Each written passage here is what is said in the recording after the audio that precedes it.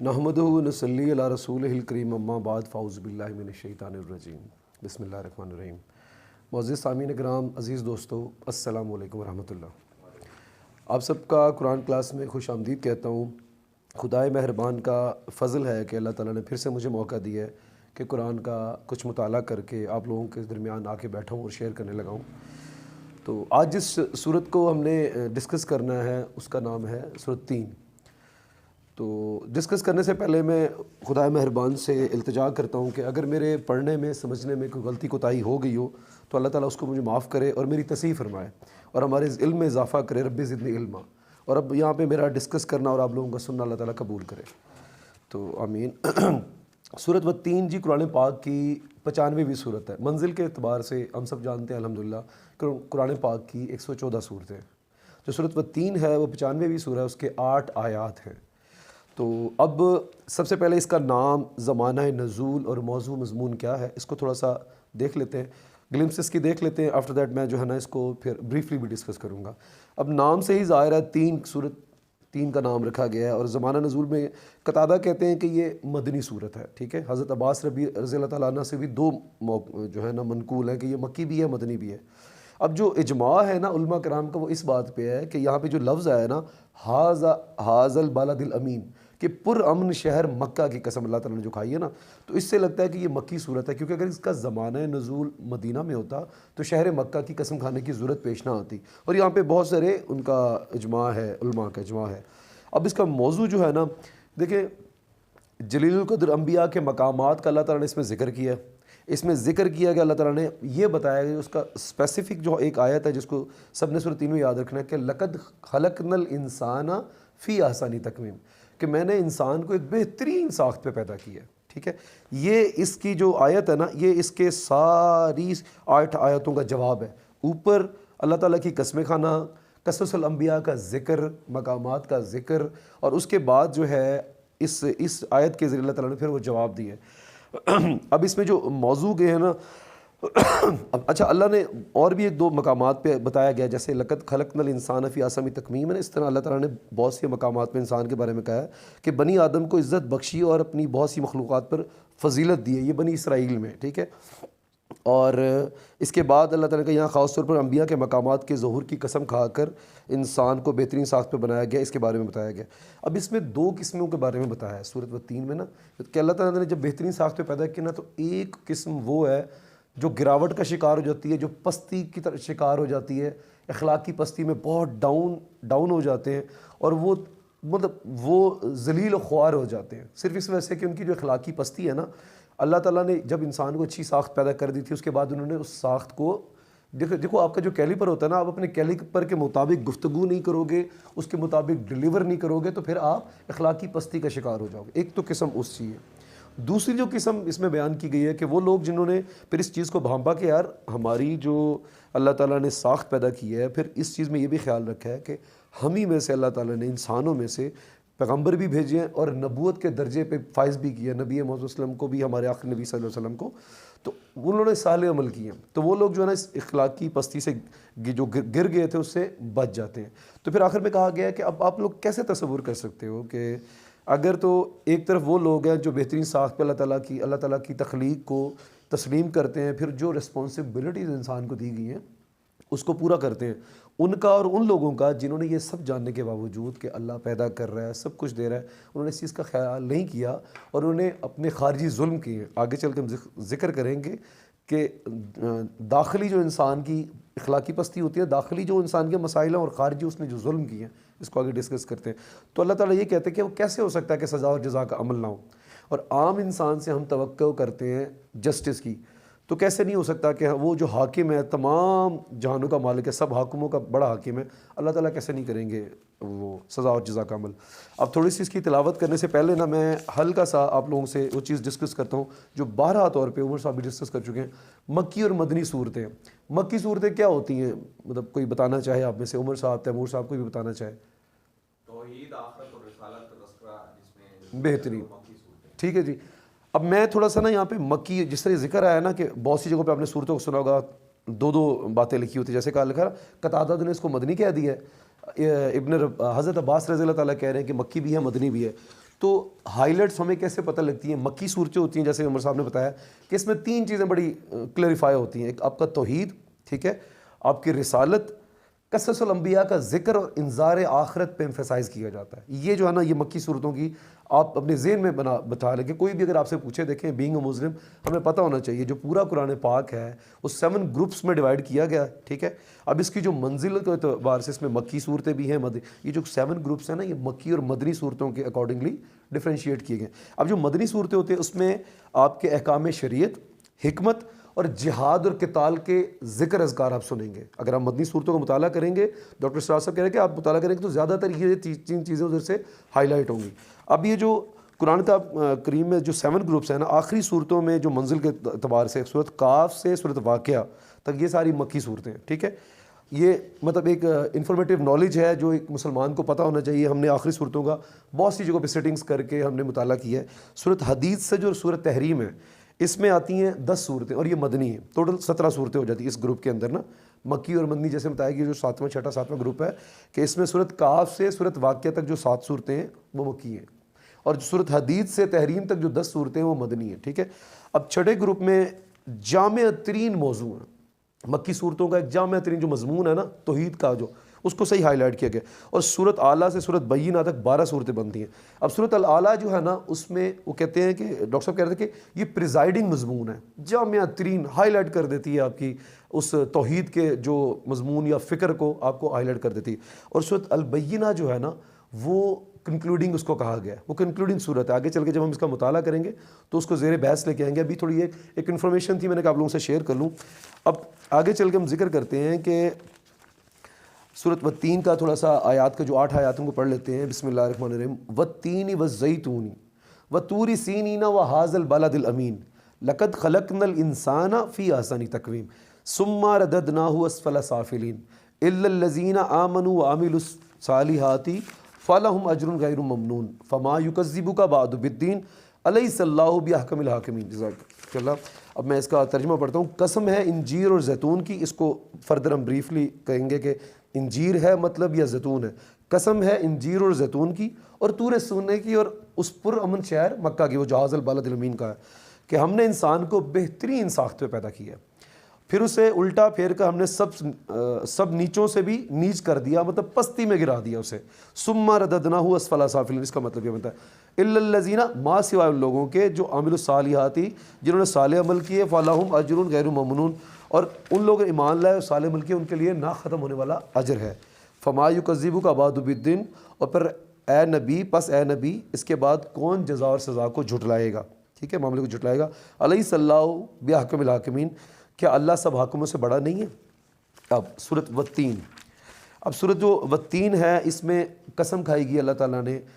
یہ جو لفظ ہے والتین کو عرب میں اس کو اگر مفہوم دیکھا جائے تو انجیر کا لفظ آتا ہے، اور زیتون اولیو جو آپ نے نام سنا ہوا ہے، تو اس کو اس کے پھلوں کے فوائد اور خواص کی وجہ سے ان کا نام والتین اور والزیتون، انجیر اور زیتون کی قسم بعض جگہ پہ لکھا ہوا ہے کہ علماء نے کہا ہے کہ اللہ تعالیٰ نے ان پھلوں کی قسم کھائی ہے. لیکن ڈاکٹر سراج صاحب کو میں سن رہا تھا، وہ کہہ رہے تھے کہ اگر آگے آپ چل کے مطالعہ کریں، وہ جو آگے آتا ہے وہ طور سینینا، کہ وہ طور جو ہے وہ پہاڑ ہے. طور سینینا کا جو اللہ تعالیٰ نے قسم کہی ہے طور پہاڑ کی اور سینین کی، تو اس سے کوئی ریزمبلنس نہیں بن رہی، کہ مطلب کوئی انسان کی فکر میں یہ بات نہیں آ رہی کہ اللہ تعالیٰ پہلے پھلوں کا ذکر کرتا ہے پھر طور کے پہاڑ کا ذکر کرتا ہے، تو یہ ریلیٹ نہیں ہوتی. تو بہت سارے اجماع یہ ہیں کہ وہ جو پہلی 2 چیزیں ہیں وہ بھی نام ہی ہیں. اب والتین جو ہے نا، والتین والزیتون کا جو تعلق ہے نا مقامات، جبل تین، ڈاکٹر صاحب کہہ رہے ہیں کہ جبل تین شمالی عراق کا جو پہاڑی سلسلہ بنتا ہے نا، اس میں انجیر کے پھل بڑا لگتا تھا، وہ پودا بڑا لگتا تھا.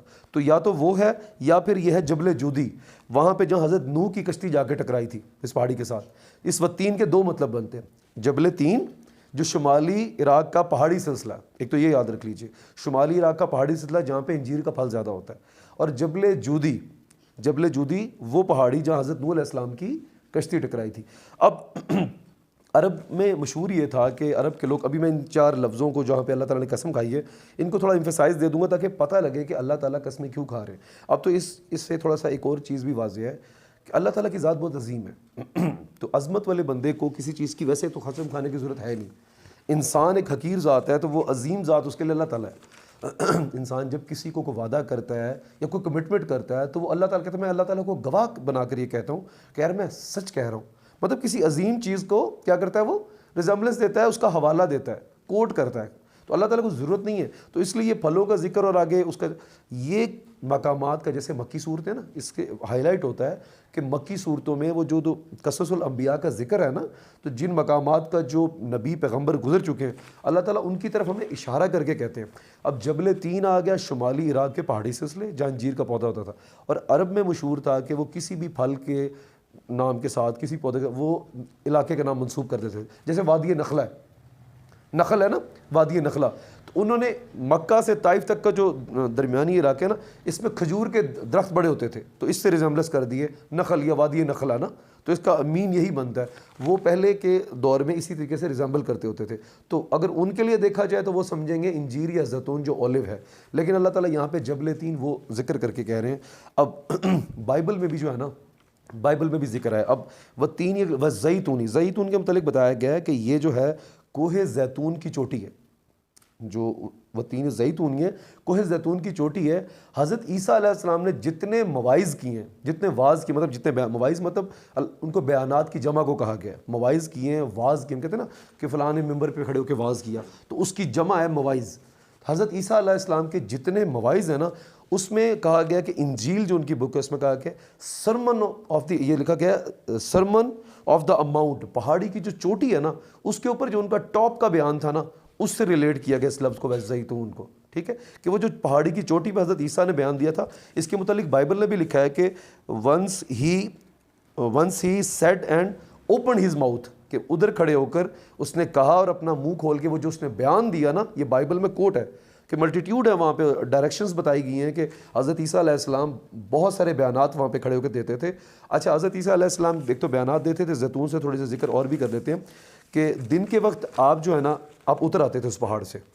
اب یہ بات سمجھنے والی ہے کہ یہ مقامات کا جو ذکر آیا ہے نا کہ دن کے ٹائم آپ اس کوہ زیتون کی چوٹی سے اتر کر نیچے آتے تھے بیت المقدس اور ہیکل کی طرف. ٹھیک ہے, اب آپ لوگوں میں تبلیغ کرتے, تدریس کرتے تھے, اللہ تعالیٰ کی توحید بیان کرتے تھے, ڈانٹ ڈپٹ کرتے تھے, کیونکہ اس ٹائم وہ جو گمراہی کا شکار تھے, وہ جو اللہ تعالیٰ کو نہیں مانتے تھے, اللہ کی نہیں مانتے تھے, چاہے وہ مفکر یا وہ عالم جنہوں نے وہ سوچ اور فکر پیدا کی تھی کہ اللہ تعالیٰ کے ساتھ بہت سارے معبود بنائے ہوئے تھے, جو بھی تھا, تو وہ ان کو ڈانٹ ڈپٹ کرنا, تدریس کرنا, یہ ان کا کام ہوتا تھا. اور پھر وہ کہتے ہیں کہ رات کو پھر وہ واپس اس چوٹی پہ چلے جاتے تھے. یہ ذکر بائبل میں بھی آ چکا ہے, اور انجیل کی بک میں سرمن آف دی وہ اماؤنٹ, سرمن اماؤنٹ اس کو کہا گیا ہے کہ وہ جو چوٹی زیتون کی نا, یہ اس کا ذکر ہے. اب وہ تین, جبل تین یا وادی جبل, وہ جو آپ کو پیچھے ذکر کیا ہے میں نے آپ سے, جس میں بتایا ہے کہ جبل جودی, جبل جودی, اور وہ زیتون سے کیا ہو گیا, کوہ زیتون کی وہ چوٹی. اب آگے آ رہا ہے وہ طور سینی نام. اب یہ تھوڑا سا سمجھنے والا ہے, اس کو بڑے زبردست طریقے سے ڈاکٹر صاحب نے ہائی لائٹ کیا ہے, میں آپ لوگوں کے ساتھ ضرور شیئر کروں گا, اللہ تعالیٰ ان کے علم میں بھی اضافہ فرمائے. تو اب وہ کہہ رہے ہیں کہ یہ جو طور سینین ہے نا, یہ خاص طور پر پہاڑ کا نام ہے جو صحرائے سینا میں واقع ہے, صحرائے سینا میں واقع ہے, اور یہ تکون سی شکل ہے, تکون سی شکل ہے. اس کی جو ٹپ ہے نا وہ ریزمبل کرتی ہے انڈین پینیسولا سے, انڈین پینیسولا سے اس کی ٹپ جو ہے نا وہ ریزمبل کرتی ہے, تکون کی طرح ہے. اس کی جو ٹپ ہے وہ انڈین پینیسولا کی طرح ہے, وہ بھی تکون کی طرح ہے. اور نیچے کی طرف جو اس کا گھیراؤ جب جائیں گے تو وہ آتا ہے کنیا کماری.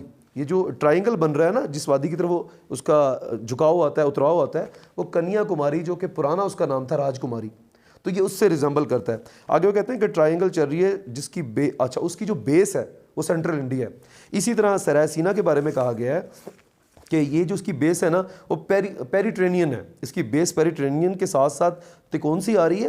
اس کی بیس جو ہے, اس کی جو تکون ہے وہ پیریٹرینین کے ساتھ آ رہی ہے. اس کا ایپیکس ہے جنوب میں, اس کا ایپیکس جنوب میں جہاں پہ بحیرہ کلزم واقع ہے.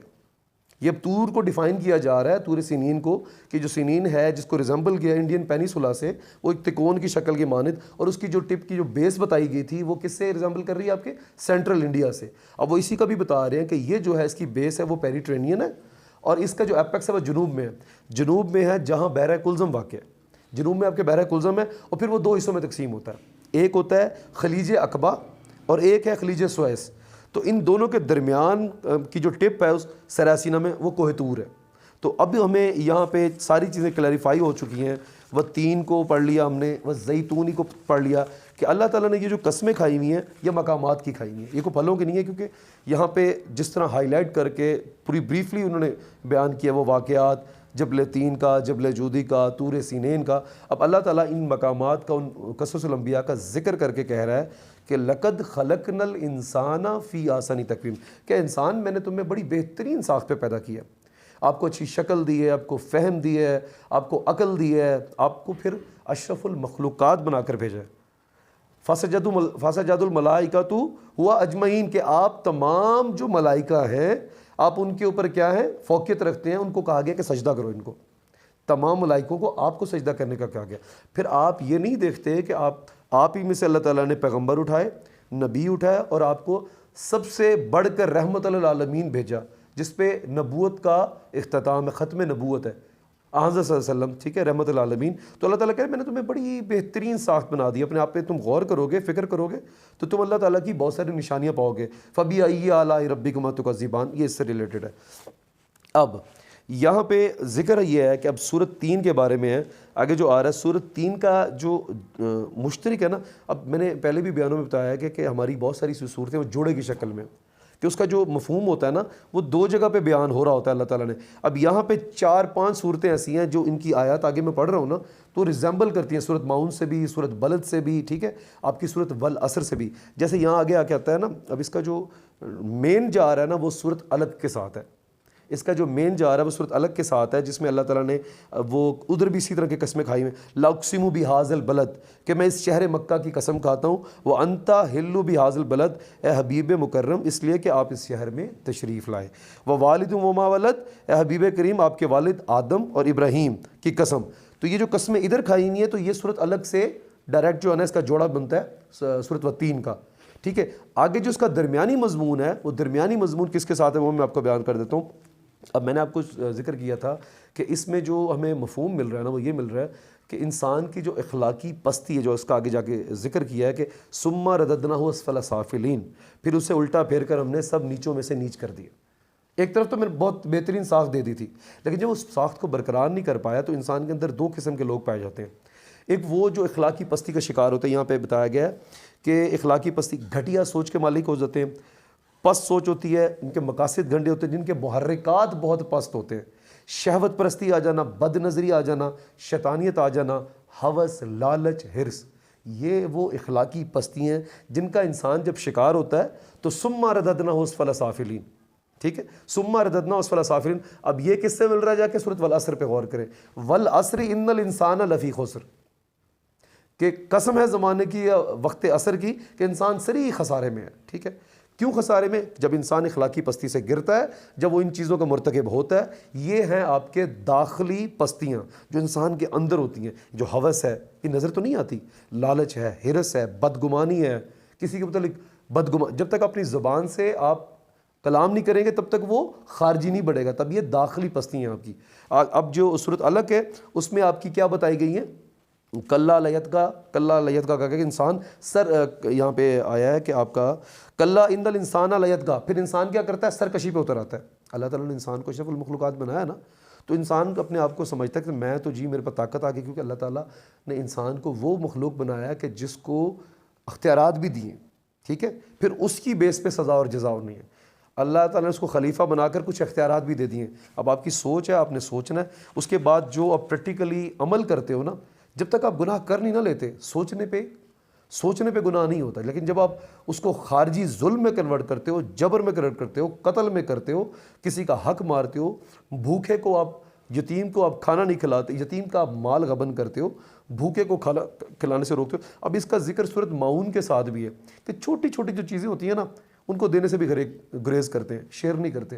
مطلب اگر آپ کے بس میں ہے کسی کی ہیلپ کرنا، اقبال نے کیا خوب کہا تھا نا کہ درد دل کے واسطے پیدا کیا انسان کو، میں اکثر یہ شعر پڑھتا ہوں، مجھے بڑا اچھا لگتا ہے کہ ورنہ اطاعت کے لیے تو فرشتے ہی کم نہ تھے، اللہ تعالیٰ نے اطاعت کے لیے فرشتے بنائے ہوئے تھے، لیکن جب ایک انسان کو پیدا کر دیا، اس کا ایک مقصد ہے، تو اس کو چاہیے کہ درد دل کے واسطے، مطلب انسانوں میں وہ لوگ جو بیچارے اس اہل نہیں ہیں جن کا آپ کے رزق پہ حق ہے۔ دیکھو ایک اور جگہ کہا گیا ہے کہ آپ کا جو صدقہ ہوتا ہے نا، صدقے کی صرف مالی امداد نہیں ہوتی، اس کی بہت ساری اقسام ہوتی ہیں. اگر آپ کے پاس علم ہے, کوئی غریب کا بچہ ہے وہ علم حاصل نہیں کر سکتا, آپ اس کو فری آف کاسٹ علم دیں, اسے چارج نہ کریں, یہ آپ نے صدقہ کیا ہے, ٹھیک ہے. اگر ایک بچہ ہے پڑھنا چاہتا ہے, آپ اس کو بکس لے کر دیں. وہ اگر اپنے علم کے حصول کے لیے اس کی کوشش کرنا چاہتا ہے لیکن اس کے وسائل نہیں ہیں, آپ اس کو کتابیں خرید. علم بانٹنا سب سے بڑا صدقہ ہے, صدقہ جاری ہے.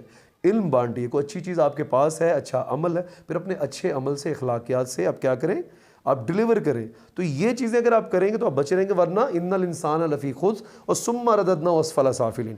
آگے آتا ہے الا الذین آمنوا وعملوا الصالحات, ادھر بھی یہ والعصر میں والعصر ان الانسان لفی خسر الا الذین آمنوا وعملوا الصالحات وتواصوا بالحق وتواصوا بالصبر.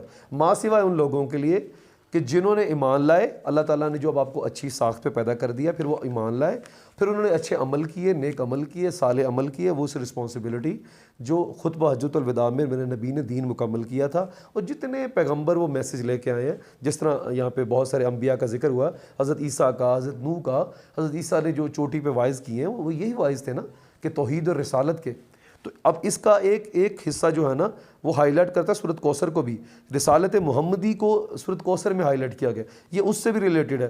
تو آپ نے اس سے یہ سمجھنا ہے کہ انسان کو اللہ نے اگر ساخت اچھی دی ہے تو اس کا کچھ, اس کے اوپر کچھ رسپانسبلٹی ہے, اس کا حق ادا کرنا ہے, ہم نے ڈلیور کرنا ہے. کیونکہ سزا اور جزا کا پھر آخری آیت میں اللہ تعالیٰ کہہ رہے ہیں نا کہ الیس اللہ بحکم الحاکمین, کہ اللہ تعالیٰ بہت بڑا حاکم ہے. اور اگلی آیت جو یہاں پہ اب میں آخری سیکنڈ لاسٹ آیا تھا اس کو ڈسکس کرنا چاہتا ہوں. اب سورۃ 3 کا جوڑا سورۃ الگ کے ساتھ ہو گیا, گہرا رشتہ, یہ بھی ہم نے ڈسکس کر لیا. اچھا, یہاں پہ ورڈ آیا فما یکذبک بعد بالدین, پس اے نبی اس کے بعد کون جزا اور سزا کے معاملے میں تم کو جھٹلا سکتا ہے. اب نبی پیغام لے کے آئے تھے نا سزا اور جزا کا, کہ اللہ تعالیٰ نے جو اچھے عمل کریں گے ان کو جزا ملے گی, جو برے کریں گے ان کو سزا ملے گی. تو اب اس کی جو ریزیمبلنس ہے وہ سورۃ ماؤن سے آ رہی ہے. اس میں بھی کہا گیا ارأیت الذی یکذب بعد بالدین, ٹھیک ہے, یکذب بالدین.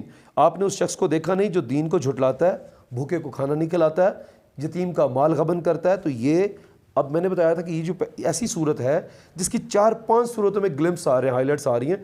پہلی وہ 4 قسمیں کھانا سورۃ بلد کے ساتھ آ جاتا ہے. پھر آگے جا کے سورۃ والعصر کی ہائی لائٹ دی ہے کہ اگر اللہ تعالیٰ نے اچھی ساخت دی ہے تو نہیں کرو گے تو پھر کیا ہوگا, تم خسارے میں ہو جاؤ گے یا پھر تم پستی کا شکار ہو جاؤ گے. اب یہ جو سیکنڈ لاسٹ آیت ہے فما یکذبک بعد بالدین, کہ تم نے دیکھا نہیں اس شخص کو جو دین کو جھٹلاتا ہے. یہاں پہ 2 چیزیں ہیں, ایک رؤیت بصری اور رؤیت قلبی. رؤیت بصری ہوتی ہے ایک آنکھ سے دیکھنا, آپ کی آنکھ دیکھ رہی ہے نا, ایک ہوتا ہے کھلی آنکھ سے آپ کو چیزیں نظر آتی ہیں, پھر آپ کو اس کے بعد قلبی آنکھ کھولنی پڑتی ہے. کھلی آنکھ سے آپ اللہ تعالیٰ کے بہت سے فَبِأَيِّ آلَاءِ رَبِّكُمَا تُكَذِّبَانِ نظارے دیکھ رہے ہو.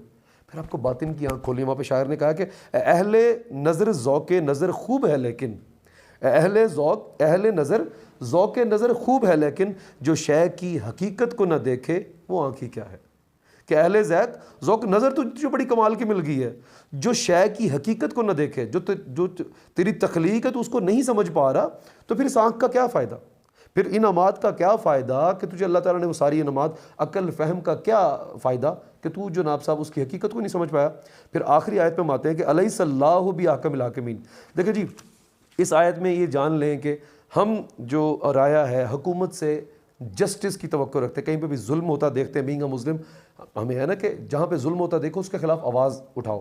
تو اگر ہم ایک اس سے کیا کہتے ہیں, اس حکومت سے, اس دنیا میں دنیا داری کی, یہ مطلب چھوٹے چھوٹے حاکم ہیں جن کی رائے ہیں, ہم ان سے جسٹس مانگ سکتے ہیں.